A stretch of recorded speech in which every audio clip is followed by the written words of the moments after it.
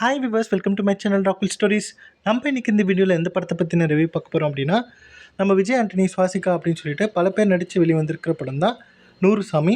So இந்த படம் இப்போ தியேட்டர்ஸில் வெற்றிகரமாக ஓடிட்டுருக்கு. ஸோ இந்த படத்தை பற்றின ஒரு ஷார்ட் ரிவ்யூ தாங்க பார்க்க போகிறோம். வாங்க வீடியோக்குள்ள போகலாம். இந்த படத்தோட ஒன்லைன் ஸ்டோரி என்னென்னு பார்த்தீங்க அப்படின்னா, நம்ம சுவாசிகாவுக்கு 2 பசங்க. அவங்களுக்கு ஒரு யங்காக இருக்கும் போதே பார்த்திங்க அப்படின்னா, அவங்க மேரேஜ் ஆகி பார்த்திங்க அப்படின்னா அவங்களுடைய ஹஸ்பண்ட் வந்து இறந்து போய்ட்டாங்க. ஸோ அது வந்து பார்த்திங்கன்னா ஒரு கிராமம். ஸோ அவங்க கிராமத்தில் வந்துகிட்ருக்காங்க, கிராமத்து பொண்ணு. ஸோ அப்படி இருக்கும்போது பார்த்திங்க அப்படின்னா அவங்களுக்கு 2 ஆம்பளை பசங்க இருக்காங்க. ஸோ அந்த 2 பசங்களும் சின்ன வயசுலேருந்தே இவங்க மட்டும்தான் கஷ்டப்பட்டு வளர்த்துக்கிட்டு இருக்காங்க. கஷ்டப்பட்டு கடன் வாங்கி, கந்து வட்டிக்கெலாம் கடன் வாங்கி தான் அந்த 2 ஆம்பளை பசங்களும் வளர்த்துக்கிட்டு இருக்காங்க. அப்படி இருக்கும்போது பார்த்திங்க அப்படின்னா தன்னுடைய சொந்த குடும்பமும் சரி, அண்ணன் தம்பி சுற்றி இருக்கிற யாருமே வந்து அவங்களுக்கு ஹெல்ப் பண்ண மாட்டேங்கிறாங்க. பட் அவங்க ஒண்டி தான் வந்து கஷ்டப்பட்டு அந்த 2 பசங்களையும் வளர்த்து வளர்க்குறாங்க. 2 பேருமே ஓரளவுக்கு வளர்ந்ததுக்கப்புறம் காலேஜ் போகிற அளவுக்கு வந்துடுறாங்க. ஸோ காலேஜ்லாம் ஜாயின் பண்ணதுக்கப்புறம் பார்த்திங்க அப்படின்னா அப்போது நம்ம சுவாசிகாவுக்கு இந்த 2 பசங்களுடைய அம்மாவுக்கு பார்த்திங்கன்னா ஒரு ப்ரொப்போசல் வருது செகண்ட் மேரேஜ்க்காக. ஸோ அதுக்கப்புறம் அவங்க வந்து அந்த மேரேஜை ஏற்றுக்கிட்டாங்களா இல்லையா, அதுக்கப்புறம் என்ன மாதிரியான சம்பவங்கள் ஆச்சு அப்படிங்கிறது தான் இந்த நூறு சாமி அப்படிங்கிற இந்த படத்தோட மொத்த கதையும். ஸோ இந்த படத்தை பொறுத்த வரைக்கும் பார்த்திங்க அப்படின்னா இந்த படத்துடைய டைரக்டரான சசி வந்து ரொம்ப ஒரு யதார்த்தமான டேரக்டர் அப்படிங்கிறதுல எனக்கு உங்களுக்கு எல்லாருக்குமே அவ்வளோ ரொம்ப பிடிச்ச டேரக்டராக இருப்பார் அவர். சசி அப்படிங்கிற டேரக்டர் வந்து எப்போவுமே பார்த்திங்க அப்படின்னா அவர் எடுக்கக்கூடிய படங்கள் வந்து எப்போவுமே ரொம்ப யதார்த்தமாக இருக்கும். ஒரு சோஷியல் இஷ்யூ பற்றி பேசுகிறாரு அப்படின்னா எந்த ஒளிவு மறைவு இல்லாமல் பேசுவார். ஸோ அந்த மாதிரி தான் இந்த படத்துலையும் பேசியிருக்கிறாரு அப்படின்னு தான் சொல்லணும்.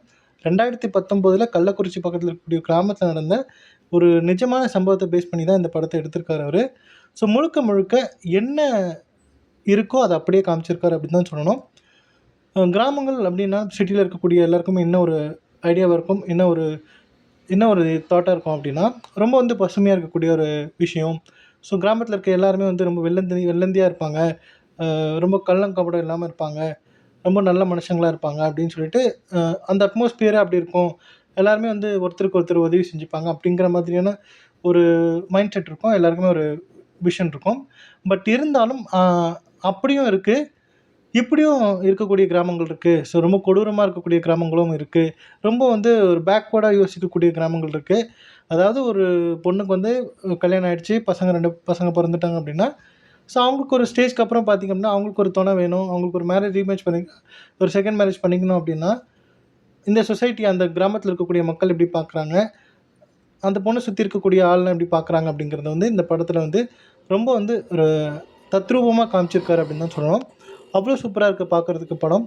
இந்த படத்திலும் நிறைய குறைகள் இருக்குது, நிறைய நிறைகள் இருக்குது. பட் இருந்தாலுமே அவர் என்ன சொல்ல வந்தாரோ அந்த கதை முழுக்க பார்த்திங்க அப்படின்னா சூப்பராக பண்ணியிருக்காரு அப்படின்னு தான் சொல்லணும். ஸோ இந்த படத்தில் முழுக்க பார்த்திங்க அப்படின்னா நம்ம சுவாசிகாவை பற்றி தான் சொல்லணும்.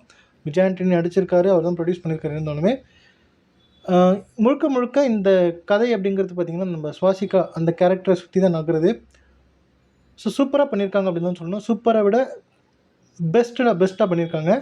ஸோ இந்த படத்தில் அவங்களுக்கு அந்த கேரக்டர் அவங்க ப்ளே பண்ணியிருக்கக்கூடிய அந்த கேரக்டருக்கு ஒரு மிகப்பெரிய அளவில் வந்து ஸ்கோப் இருந்திருக்கு. அந்த கேரக்டராகவே வாழ்ந்திருக்காங்க அப்படி தான் சொல்லணும். ஸோ அந்த கிராமத்து பொண்ணாக அந்த ஒரு ஹஸ்பண்டை இழந்து 2 பசங்களை வளர்த்து ஒரு ஸ்டேஜ்க்கு அப்புறம் அந்த பசங்கள்லாம் ஒரு வளர்ந்ததுக்கப்புறம் ஒரு 38 வயசில் பார்த்திங்கன்னா ஒரு செகண்ட் மேரேஜ்க்கான ப்ரொப்போசல் வருது. அதை வந்து ஏற்றுக்கிறதா வேண்டாமா அப்படிங்கிறத அவ்வளோ சூப்பராக பெர்ஃபார்ம் பண்ணியிருப்பாங்க. எல்லா விஷயத்துலையும், எல்லா சிச்சுவேஷன்ஸ்லையும், பல சீன்ஸில், பல விஷயங்களில் பார்த்திங்கன்னா அவங்களுடைய பர்ஃபார்மன்ஸை வச்சு மிரட்டி விட்டுருப்பாங்க. இந்த மொத்த கதையும் பார்த்திங்கன்னா அவங்கள சுற்றி தான் நகருது. சூப்பராக பண்ணியிருக்காங்க அப்படி தான் சொல்லணும்.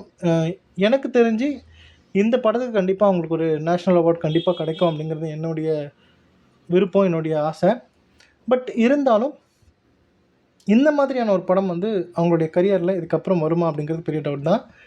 பல படங்கள் நடிக்கலாம், இதுக்கப்புறம் நல்ல ஃப்யூச்சரில் நல்ல படங்களும் வரும். பட் இந்த படத்தில் பொறுத்த வரைக்கும் பார்த்திங்கன்னா இந்த மொத்த கதையும் வந்து அவங்கள சுற்றி நடக்கிறது அப்படின்னு சொன்னேன் இல்லையா. ஸோ அது மட்டும் இல்லை, அந்த பர்ஃபார்ம் பண்ணக்கூடிய ஸ்கோப் அதிகமாக இருக்கக்கூடிய விஷயம் வந்து பார்த்திங்கன்னா இந்த படத்தில் இருக்குது. ஸோ நம்ம டைரக்டர் சசி வந்து சூப்பராக பண்ணியிருக்காரு. சுவாசிகாவுக்குள்ளே இருக்கக்கூடிய பர்ஃபார்மன்ஸஸ் அந்த ஒரு டேலண்ட்டை வந்து சூப்பராக யூஸ் பண்ணியிருக்காரு அப்படின்னு சொல்லணும். ஸோ லப்பர் பந்துலேயே பிச்சு உதறிப்பாங்க. அதே மாதிரி அதை விட 100 டைம்ஸ் பெருசு அப்படின்னு சொல்லலாம் அந்த படத்தை பார்க்கும்போது. நம்ம விஜய் ஆண்டனியோட கேரக்டர் பார்த்திங்கன்னா ஒரு கெஸ்ட் ரோல் மாதிரி தான் இருக்குது. பட் அவருக்கு அந்த கொடுக்கப்பட்டிருக்க அந்த கேரக்டரை என்ன பண்ணணுமோ அதுக்கு என்ன ஜஸ்டிஃபிகேஷன் கொடுக்கணுமோ அதை சூப்பராக பெர்ஃபார்ம் பண்ணியிருக்காரு அப்படின்னு தான் சொல்லணும். ரொம்ப ஒரு யதார்த்தமான ஒரு கேரக்டர் சூப்பராக பண்ணியிருக்காரு. முழுக்க முழுக்க இந்த படம் இந்த படத்தை தூக்கி நிறுத்துறது அப்படின்னு பார்த்திங்க அப்படின்னா நம்ம சுவாசிகா தான். அவங்க அவ்வளோ சூப்பராக பெர்ஃபார்ம் பண்ணியிருக்காங்க. ஸோ கண்டிப்பாக இந்த படத்தை தேட்டரில் போய் பாருங்கள். ரொம்ப சூப்பரான ஒரு படம்.